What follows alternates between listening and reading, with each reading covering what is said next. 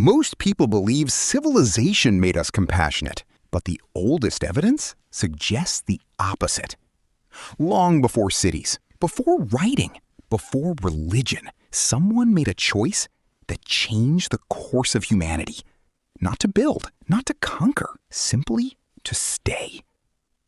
That decision has survived for tens of thousands of years, hidden inside a handful of ancient bones. And once archaeologists understood what those bones were saying, they were forced to ask a question that had almost never been considered.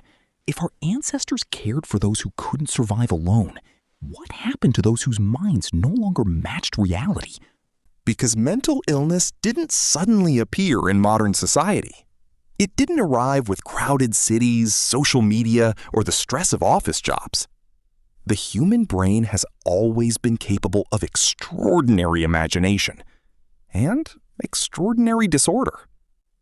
If prehistoric people experienced fear, love, jealousy, and grief, they almost certainly experienced psychosis, depression, and hallucinations too. So somewhere around countless campfires scattered across Ice Age landscapes, there were people hearing voices no one else could hear. The real mystery isn't whether they existed. It's how everyone else responded. For decades, researchers assumed the answer was obvious. Life was brutal. Food was scarce. Every member of a group had to contribute. Anyone unable to hunt, travel, or defend themselves would simply be left behind. It sounds logical, until archaeology started proving otherwise. One of the most famous discoveries came from a cave in present-day Iraq. Researchers found the remains of a man who had suffered devastating injuries. One arm had withered. He had lost the use of his hand. One eye was likely blind. On paper, he should never have reached adulthood. Yet he lived for years. Someone shared food with him. Someone protected him. Someone refused to abandon him. And he wasn't the only one. Across prehistoric Europe and North Africa, archaeologists have uncovered individuals born with severe disabilities or developmental conditions who survived far longer than they could have alone. Again and again, the evidence points to the same conclusion. Human survival wasn't built only on strength. It was built on cooperation. But compassion creates another puzzle. Looking after someone with an injured body is one thing. Looking after someone whose behavior suddenly becomes frightening is something else entirely. Imagine living in a world with no medicine, no psychology, no understanding of the brain. One day, someone in your community begins talking to invisible people. They stop sleeping. They wander into the wilderness at night. Sometimes they laugh at nothing. Sometimes they become terrified by things nobody else can see. How would you explain it? For many ancient cultures, the answer wasn't illness. It was power. Anthropologists studying traditional societies have found a fascinating pattern. Across continents separated by thousands of miles, unusual mental experiences were often interpreted as signs that a person had crossed into another world. The voices weren't meaningless. They were messages. The visions weren't symptoms. They were revelations. Instead of being pushed away, some individuals became spiritual leaders, healers, or mediators between the human world and the unseen. Today, we call them shamans.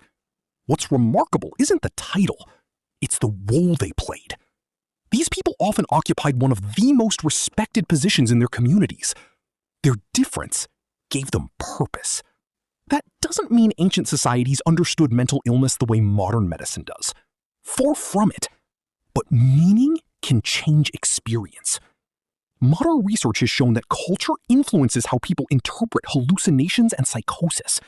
In some societies, voices are described as guiding, familiar, or protective. In others, they're experienced as hostile, threatening, and isolating. The brain may produce similar symptoms, but the story surrounding those symptoms can dramatically change how they're lived. Thousands of years ago, many communities already had stories ready. Sometimes those stories protected people. Sometimes they didn't, because history has another side. Not every culture saw unusual behavior as sacred. Many saw danger instead. When fear replaced understanding, compassion could disappear with astonishing speed. This is where archaeology reveals one of humanity's strangest practices: trepanation. Across the ancient world, people drilled holes into living skulls. Some believed they were releasing harmful spirits responsible for strange behavior. Others may have used the procedure to treat injuries or headaches. The truth probably varied from place to place. But here's the astonishing detail. Many of those skulls show signs of healing. The patients survived, which means that after such an extraordinary operation, someone cared for them during recovery. Even when ancient explanations were completely wrong, the instinct to help often remained. As civilizations grew larger, attitudes became more complicated. Some physicians began searching for natural explanations instead of supernatural ones. Others insisted invisible forces were responsible. For centuries, these two ideas fought each other: care versus fear. Medicine versus superstition. Understanding versus control. That conflict never truly disappeared. It simply changed shape. Even today, society continues debating how mental illness should be treated, who should make decisions, and where compassion ends and protection begins. In many ways, we're still wrestling with the same questions our ancestors faced around prehistoric fires. Only now we have brain scans, hospitals, and neuroscience. What we still struggle to master is empathy. Perhaps that's why those ancient skeletons matter so much. At first glance, they're just bones. Silent, broken, forgotten. But together, they tell a story no written history could preserve. The earliest humans didn't become successful because every individual was strong. They became successful because groups learned something far more powerful than strength.